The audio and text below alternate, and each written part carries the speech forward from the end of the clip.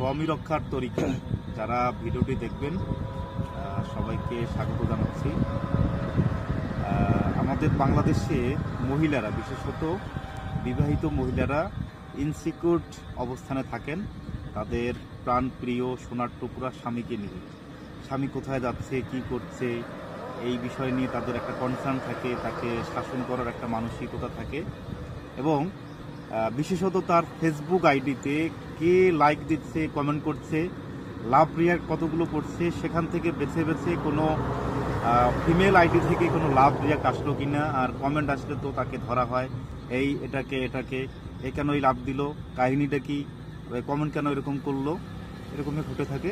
এবং ছেলেরা যখন প্রথমবারের মতো রাম ধরাটা খায় তখন এই ভদ্র মহিলা সরাসরি গিয়ে যে মেয়েটার সাথে বা বিবাহ বহির্ভূত যে সম্পর্ক যেই ভদ্র মহিলার সাথে জড়ায়, এই মহিলা গিয়ে কিন্তু তার পাইলে 14 গোষ্ঠী উদ্ধার করে দেয়, তার চুলের মুঠ ধরে টানাটানি হাঁচড়ানো এবং পায়ের স্যান্ডেল খুলে তাকে চর থাপ্পড় মারার প্রবণতা অহরহই দেখা যায়। এবং এই মহিলা তার স্বামী ছিনতাই হবার পর কিন্তু বরাবরই বলতে থাকে, আল্লাহ আল্লাহ কি হয়ে গেল, আমার স্বামীটাকে জাদু করলো, টোনা করলো, এটা করলো, সেটা করলো। আর তার স্বামীর যদি প্যাট মোটা হয়, দেখতে কুৎসিত কালো হয়, টাকলা হয়, বুইরা হয়, তারপরও কিন্তু তার কোনো দোষ নাই, তার কোনো দেখার সে মনে করে না। সব দোষ কিন্তু ওই বেডির, ওই ভদ্র মহিলার, যে তাকে জাদু করলো বা টানলো, এবং তাকে কিন্তু গালাগালি করা হয়।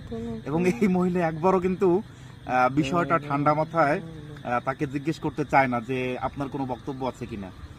এটা ঘটে থাকে।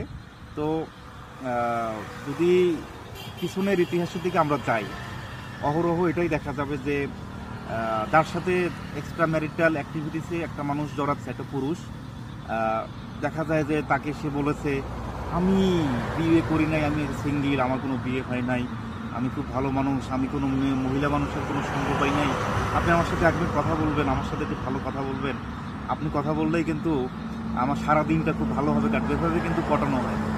আর যদি দেখা যায় যে বিবাহিত এই পরিচয়টা যদি পাওয়া যায়, তখন কিন্তু সে আবারও বলবে, আল্লাহ আমি শেষ, আমি বিয়ে করে আমি ধ্বংস হয়ে গেছি, আমি একেবারে অসুখী, আমার কোনো সুখ নাই, শান্তি নাই, আমি কি যে কষ্টে আছি। এভাবে কিন্তু সিম্প্যাথি আদায়ের চেষ্টা করা হয় পুরুষদের মধ্য থেকে, এভাবেই কিন্তু অ্যাপ্রোচটা এভাবে আসে। তো এই ভদ্র মহিলা যখন ওই মহিলাকে, যাকে বলা হচ্ছে জাদু করছে, তাকে কিন্তু করে না। সোনার টুকরা, হীরের টুকরা, জামাইয়ের কোনো দোষ নাই, সব দোষ ওই মহিলার, সে জাদু করেছে। আর যদি জামাই যদি বড় লোক হয়, অনেক কোটি কোটি টাকা, ভালো ভালো গাড়ি, হীরা, ডায়মন্ড, মানে সোনা